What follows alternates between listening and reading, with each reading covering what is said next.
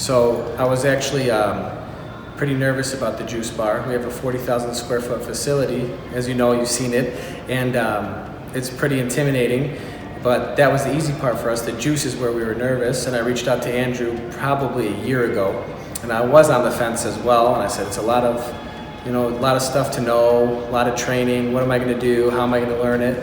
So I ended up getting comfortable, and I just pulled the trigger on it. And Nathan actually ended up coming from California, flew out here last Thursday, and stayed with us for a full week, trained the entire staff. And honestly, I love them, love the guy.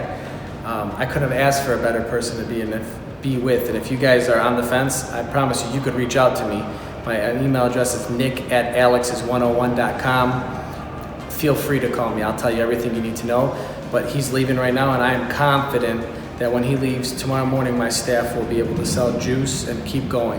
And also for the future, if we have any problems, I know we can just reach out to them. They're just a simple phone call away, and I know they will keep us going.